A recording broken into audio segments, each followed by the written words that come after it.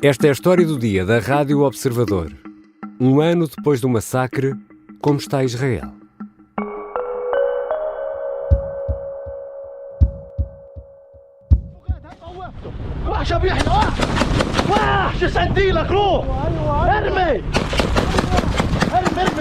Há um ano, a 7 de outubro de 2023, o Hamas lançou um ataque surpresa a povoações israelitas.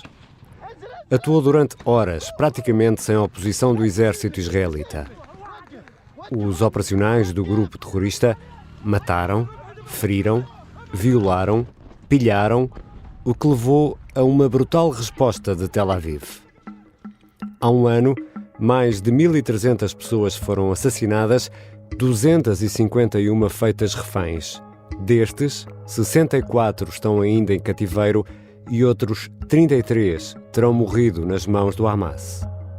A resposta israelita já terá provocado, por esta altura, mais de 41 mil mortos na faixa de Gaza e mais de 95 mil feridos.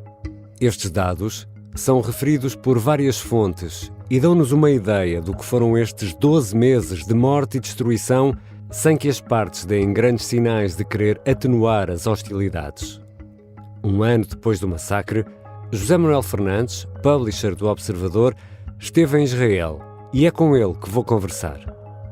Eu sou Ricardo Conceição e este é um episódio especial da História do Dia, segunda-feira, 7 de outubro de 2024.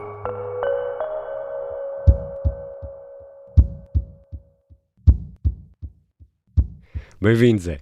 Viva, Ricardo. Temos de começar esta História do Dia por recordar o 7 de outubro de 2023. Podemos dizer que foi um ataque que teve tanto de surpreendente como de mortífero. Tanto surpreendente como de mortífero como de traumático. Aliás, provavelmente lá traumático é o mais importante de todos. O que aconteceu?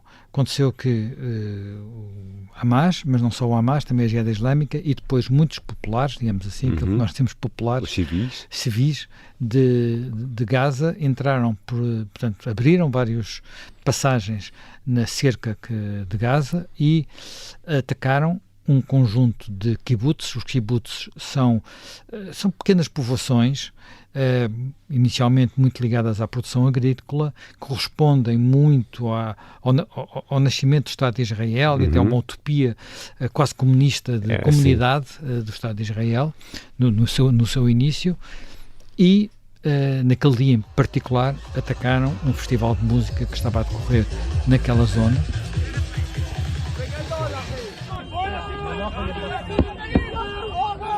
Que era, enfim, é um festival de música que até tem algum paralelo em Portugal, porque é o boom, é uma espécie de boom português, mas ali numa zona também isolada, numa zona do sul do país. No sul de Israel. No sul de Israel, exatamente. Portanto, junto à fronteira de Gaza. De qualquer um destes sítios, vê-se Gaza. Ou Gaza, ou Khan Yunis, vê-se a separação, vê-se as casas do lado de lá. E o exército estava muito fragilizado, estávamos no fim de um período religioso, era sabato, portanto, tudo muito tranquilo, digamos assim. Portanto, foram apanhados completamente de surpresa e estas pessoas que entraram atacaram em todos estes locais e durante muito tempo, muitas horas, não houve quase socorro da parte do exército. On television, I saw she's alive. She looks very terrified.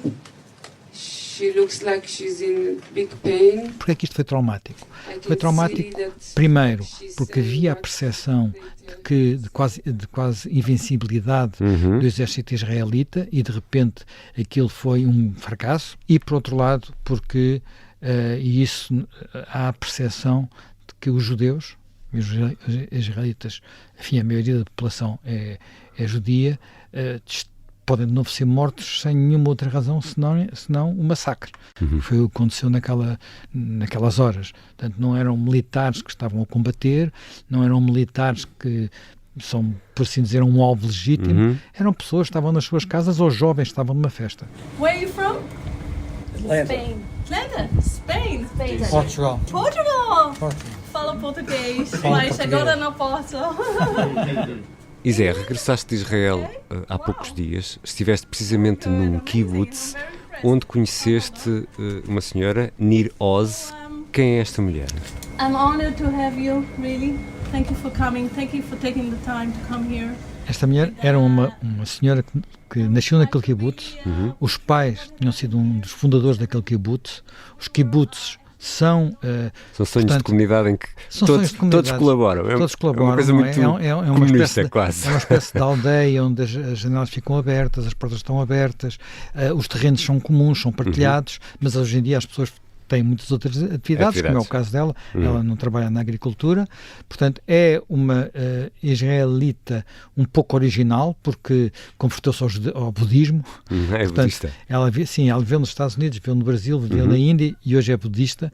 Aliás, ela atribui ao seu budismo o ter a tranquilidade que ela conseguiu ter durante estas horas. E já vamos falar dessa história. E é também alguém que politicamente se situa muito à esquerda em Israel, que tinha uma filha, portanto vivia com uma filha e tinha a sua vida, quer dizer, aquilo era o local onde ela se sentia bem. E o que é que aconteceu nessa madrugada de 7 de outubro? Vamos aqui partir do caso particular de Nir Oz para relembrar o que aconteceu nessa madrugada, porque início de manhã, eram 6 e tal da manhã. 6 e meia da manhã foi quando tudo começou. Portanto, ela e a filha tinham ido, enfim, a uma casa de um familiar relativamente perto. Porque até era um período de festas, não é? Era um período de festas, exatamente. No regresso até tinham passado perto do festival, o tal Festival Nova, e tinham ido, coisa tão bonita que aqui está a acontecer. 10:30 at night, we were driving back, passed by the Nova Festival, and we were talking, wow, what a wonderful festival! So cool! What a great idea! It will bring so many tourists!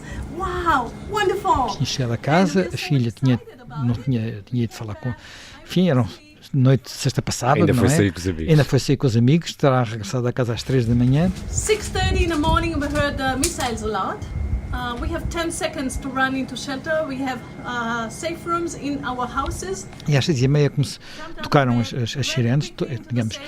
Isto são localidades que há muitos anos vivem perante a ameaça constante de caírem ali rockets, de caírem ali foguetes disparados a partir da faixa de Gaza. Daí terem as tais salas seguras. Exatamente. Uns bunkers, se quisermos. Pequenos bunkers, não são nada... Uma sala de pânico, bom, enfim. Sim, uma coisa desse género, com uma porta de aço, mas uma janela de aço, portanto, algumas com mantimentos lá dentro, outras sem nada, portanto, uma coisa muito básica, mas que permite aquele tipo de ataque, que é um ataque também, não estamos a falar de armas muito poderosas, mas que causam o pânico, que eles estavam habituados e sabiam que cada vez que toca a sirene, tem alguns segundos, porque aquilo é muito perto de Gaza, tem alguns segundos para fugir, refugiar-se nestes abrigos. E foi o que fizeram.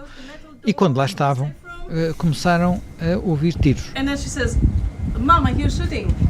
I said to her, you're just imagining. I didn't even finish saying that, and we heard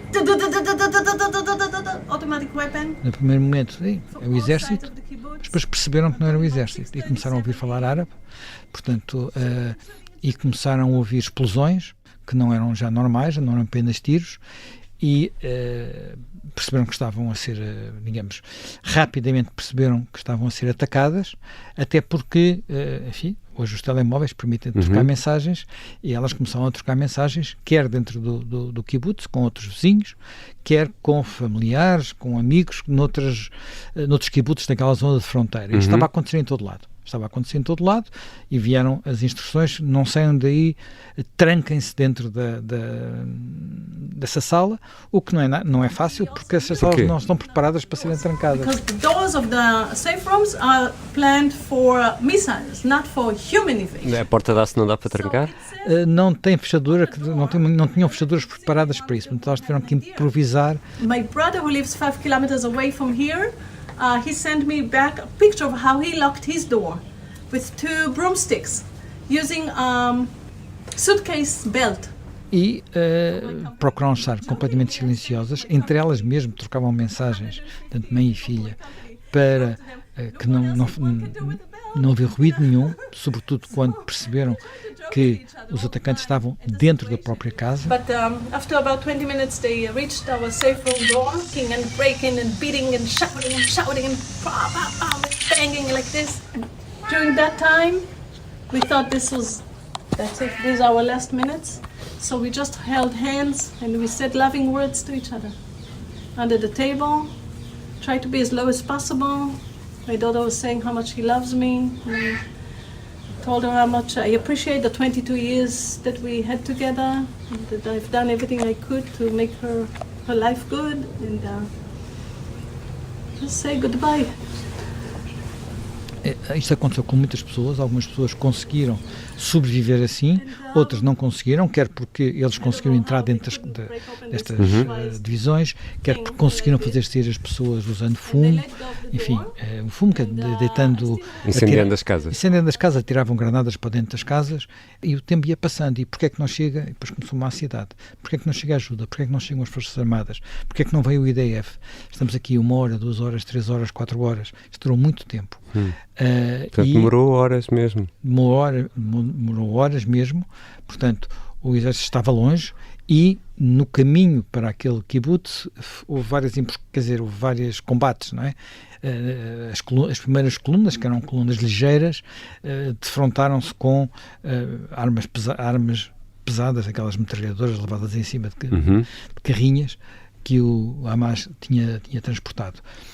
E depois disto houve ainda a percepção de que se estava sozinho, que não havia ali apoio, e portanto foi um momento de enorme aflição. Nearly 9 hours, not a single soldier set their foot in the kibbutz.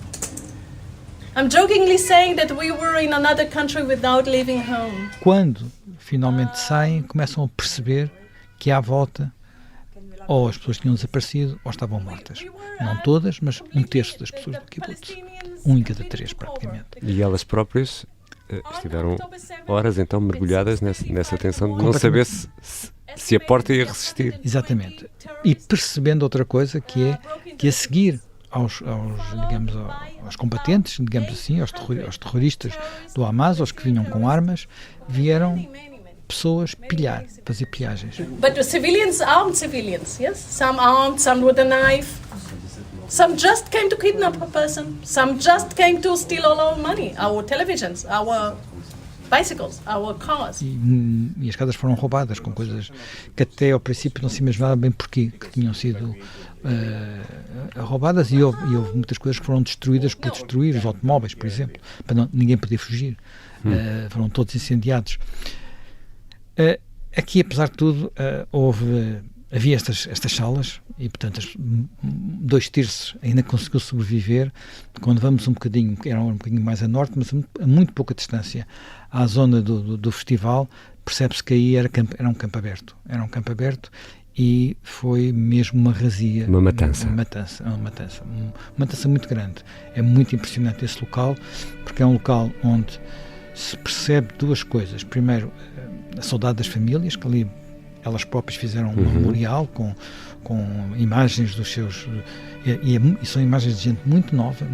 E esse memorial é particularmente impressionante porque são paus com fotografias e pouco mais.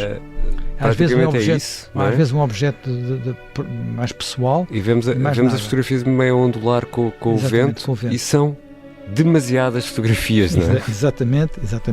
Eles estão agora também a plantar uma coisa que é tradicional em Israel e entre os judeus, que é por cada morto uma árvore, por cada pessoa que ali faleceu, estão a plantar uma pequena floresta.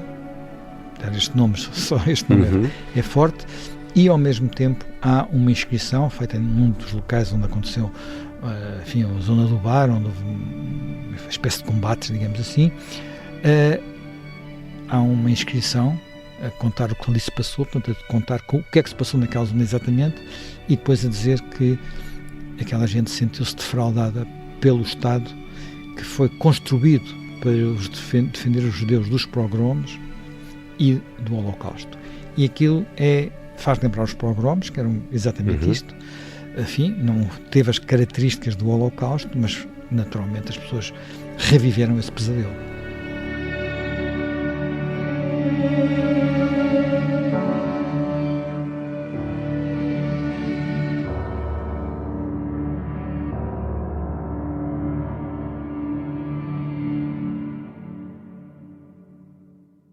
Isé, explicaste há pouco que Nirose, esta senhora, vivia perto da fronteira com a faixa de Gaza. Aliás, nasceu nesse kibbutz, tem uma filha já crescida, portanto já terá alguma idade. Portanto, ela no fundo, toda a vida se relacionou com a fronteira, se relacionou com a faixa de Gaza. Como é que era a relação dela enfim, exceto os períodos em que ela não viveu em Israel, não é?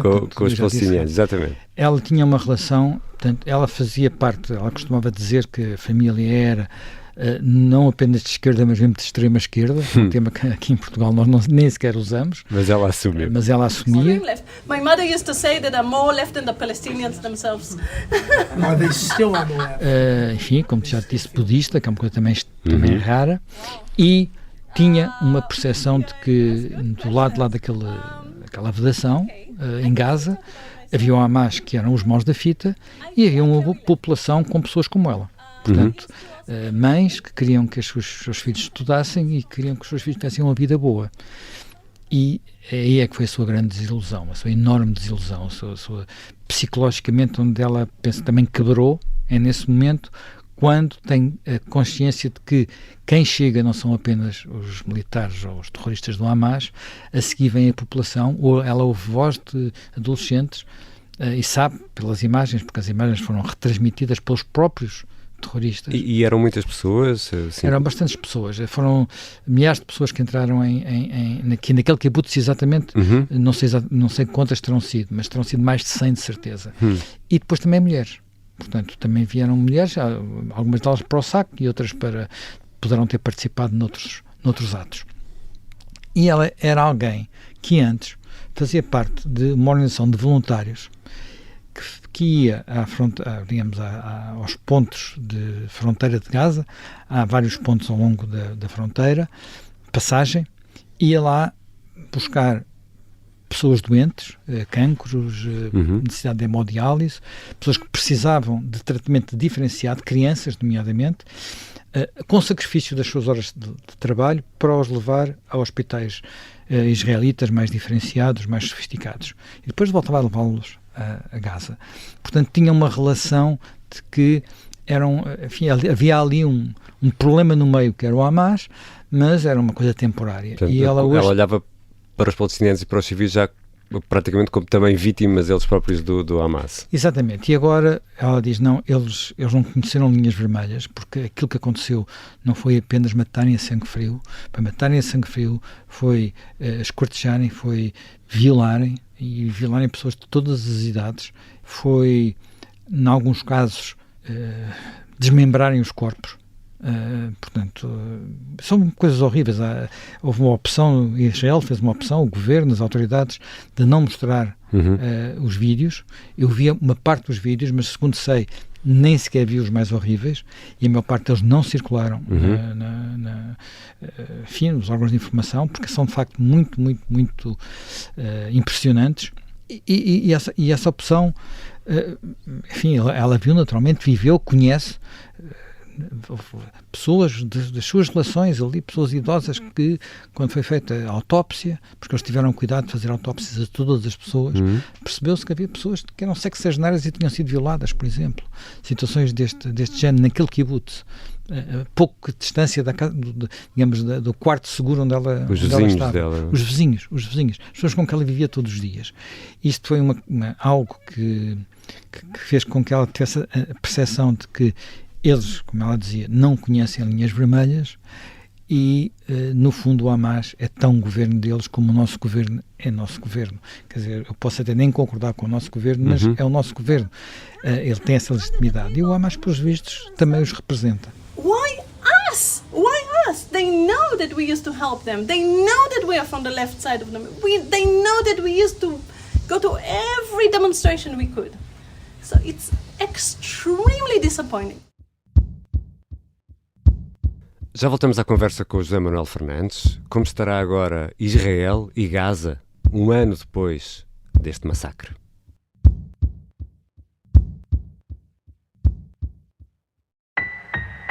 Esta é a história de Vera Lagoa, a mulher mais temida pelos poderosos de todos os regimes.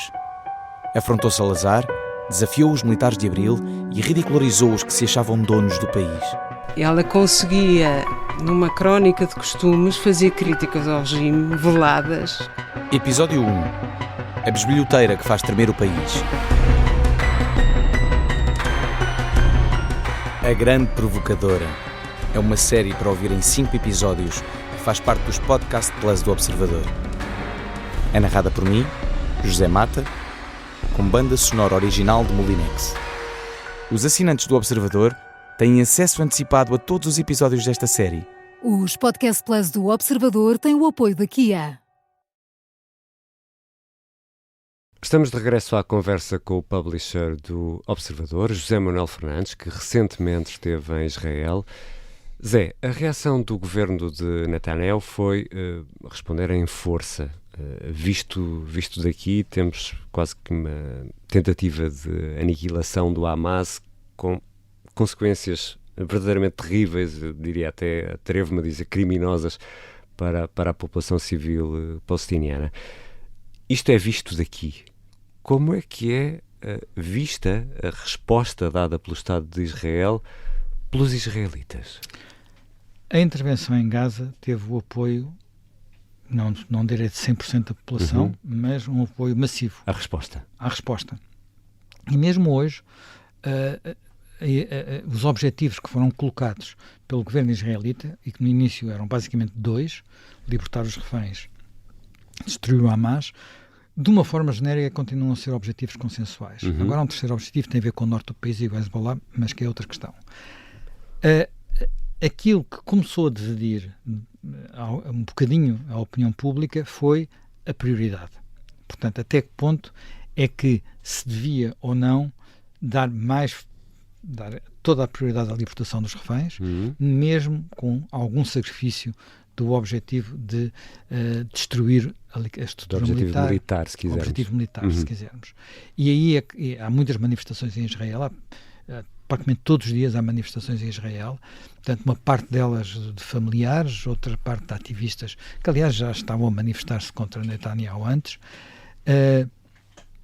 São manifestações que decorrem sobretudo em Tel Aviv, mas também noutras cidades, e há esta clivagem que ganhou alguns contornos políticos. Mesmo assim, as sondagens, os estudos de opinião que conhecemos, continuam a suportar o esforço de guerra. E o grande dilema, para quem ninguém tem boas respostas, tanto, enfim, eu falei com generais Falcões e com generais Pombas, como se costuma dizer, generais na reserva, com especialistas em assuntos palestinianos, é que, ponto 1, provavelmente não há nenhuma boa solução, e ponto 2, qualquer solução vai implicar algum sacrifício, também do lado de Israel. Sendo que nós, olhando para o terreno, não se percebe sequer como é que se vai poder chegar ao cessar-fogo, tão longe estão as posições. Há muito um discurso que há propostas dos Estados Unidos, do Egito e tal, para um cessar-fogo, mas depois quando se percebe os dilemas que estão no terreno, fica-se mais cético sobre a possibilidade de um cessar-fogo. Porque como estavas a dizer, a questão central continua a ser a libertação destes reféns, e nem o Hamas liberta, nem Tel Aviv consegue recuperar estas pessoas, e estamos a falar de ser mais de 60 pessoas, cerca de 60 pessoas que ainda estão... Estamos a falar eles falam de 101. O que é um pouco surpreendente, quer dizer, 101 é o total de pessoas que falta recuperar. Eles sabem que destes já haverá pelo menos 30 que morreram, que estão mortos. Mas para os israelitas, para os judeus, para a cultura judaica, é quase tão importante recuperar o corpo como trazer as pessoas vivas de volta. Portanto, eles correm às vezes grandes riscos apenas para recuperar o corpo. Mas estamos a falar, só para termos aqui uma noção, o refém mais novo será um bebê com 9 meses? Sim, agora já não tem jogo, portanto passou um ano. Exatamente, portanto já terá cerca de 2 anos. Esperemos que esta criança esteja viva. E o mais idoso tem mais de 80 anos. Mais de 80 anos, portanto, estamos a falar do mais variado leque possível. O mais variado leque. Etário. Há militares, há mulheres, há tudo. Há ali um bocadinho de tudo. E aí o que eu também estive a falar com uma associação de familiares, a principal associação de familiares, e eles dizem que nós reconhecemos todas as prioridades do governo, mas há uma que achamos que é mais urgente que as outras. Eles não hierarquizam as prioridades, apenas hierarquizam a urgência. E, do ponto de vista deles, a urgência são os reféns. É a libertação dos reféns e, para isso, se for preciso fazer cedências ao ponto de trocar 100 reféns, que podem ser só 60 pessoas vivas, por 7 mil prisioneiros palestinianos, muitos deles condenados, e com boas razões para estarem condenados, eles dizem, faça-se isso.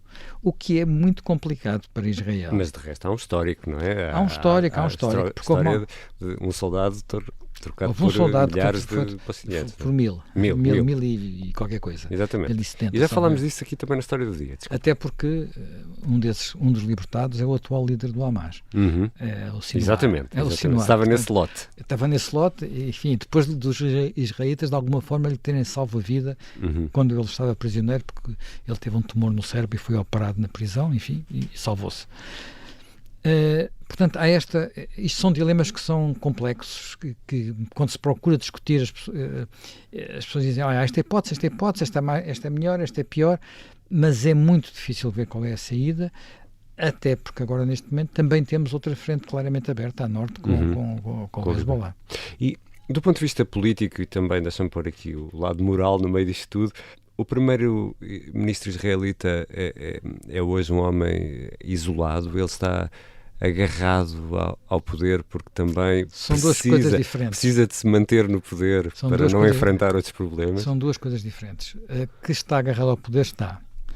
Que esteja isolado, duvido, porque as sondagens têm sido boas para ele. Portanto, ele é o primeiro-ministro que esteve mais tempo no poder em Israel. Israel tem um sistema político muito original e muito difícil de gerir. Porquê? Porque é um sistema em que não há círculos, portanto é um sistema totalmente proporcional, não há barreira de entrada, portanto todos os que elegem, portanto temos um governo que depende sempre de coligações, e numa coligação muitas vezes quem tem mais força é aquele que às vezes faz a diferença, 2 deputados, e por regra são os extremistas. Portanto, ele está muito prisioneiro de extremistas e desse ponto de vista, até, enfim, nestes últimos dias falou-se de uma remodelação para ele alargar um bocadinho a coligação. Depois disso, enfim, o começo da guerra a norte não permitiu, e o grau de crítica nos órgãos de informação é permanente, mas depende,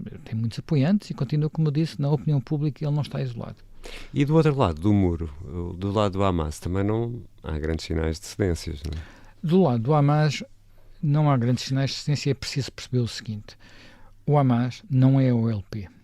A OLP foi, digamos, o primeiro adversário histórico de Israel, mas com o qual foi possível a um determinado momento fazer um acordo. Mas a OLP era laica. Portanto, para a OLP é nacionalistas clássicos. Portanto, não era uma guerra santa, uma guerra com características religiosas santas. E isto nota-se em pormenores como estes, quando foi a primeira guerra de Israel-Líbano, e quando o exército israelita se dirigiu a Beirute, Arafat estava em Beirute e saiu de lá. Sinwar não sairá. Já lhe foram oferecido tudo para ele sair da faixa de Gaza, caminhos seguros, um santuário qualquer para onde ele fosse, ele não sai, ele prefere morrer. E ele preferem os seus seguidores.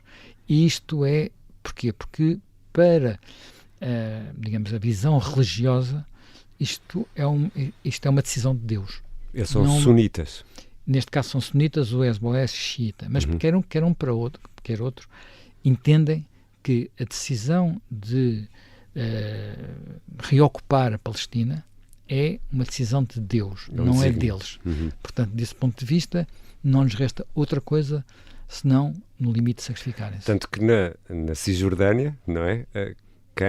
Deus é Allah, quem mantém, vai mantendo o poder é a autoridade palestiniana, que é uma autoridade fraquíssima, civil, fraquíssima, muito... Não era essa da Fatah, não é? Portanto, da Fatah, que era o partido do Arafat. o sucessor devia ter havido eleições, nunca mais há eleições, estamos a falar 20 anos sem eleições, portanto, diz muito, não é? Há receio que se houvesse eleições, talvez o Hamas ganhasse, e muito corruptos. Toda a gente também converge nesta análise, neste diagnóstico.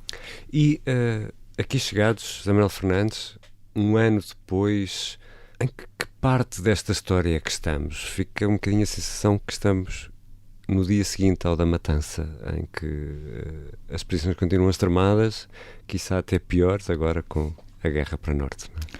Eu penso que psicologicamente continuamos no dia seguinte ao da matança. Portanto, aquilo mudou a forma de pensar da maioria da população israelita. Há 10, 12 anos, mais de 2/3 dos israelitas eram a favor da solução dos 2 Estados. Hoje é menos de 1/3. Portanto, há uma alteração muito profunda, precisamente, não foi só por causa disto, mas foi também por causa do que aconteceu e da percepção de que a esperança de viver em paz com o nosso vizinho do lado de alguma forma desvaneceu-se, porque uma das razões era que com algum crescimento económico, com alguma relação, havia trabalhadores que vinham de Gaza trabalhar em Israel, que isso teria tornado o Hamas uma força mais civilista e que, portanto, aquilo que nós às vezes dizemos, o dinheiro é que comanda a vida e, portanto, o Hamas se tinha moderado. E, portanto, seria possível viver com eles como vizinhos. Enfim, eles iam mandando uns rockets porque tinham que afirmar as suas posições, mas era só isso. E agora a percepção é que não é assim, e que será uma guerra que eles não veem, a que não se vê fim. Portanto, e que Israel poderá combater toda a sua existência, digamos assim, pelo menos nas décadas mais próximas. E o que é extraordinário é que eu estou a dizer isto e quem passeia em Tel Aviv, quem vai à rua, quem vai jantar à noite a um restaurante, quem sai de manhã, como eu saí num dos dias para andar pela marginal de Tel Aviv, que é uma marginal bonita junto ao Mediterrâneo, com a praia, havia uma cidade que em muitos aspectos é mais viva que Lisboa, parece mais moderna, com gente mais nova, com mais animação do que Lisboa, como se não tivesse a acontecer nada. Apesar deles, olha, entretanto, já há mísseis dirigidos a Tel Aviv, que não queiram lá, e eles vivem assim porque passaram pelo que passaram durante muitos séculos. Têm uma história e uma memória. Eles costumam, os israelitas costumam dizer que os judeus caminham às arrecuas, porque estão sempre a olhar para trás para o que é a sua experiência e a sua memória. Obrigado, Zé Manuel. Obrigado.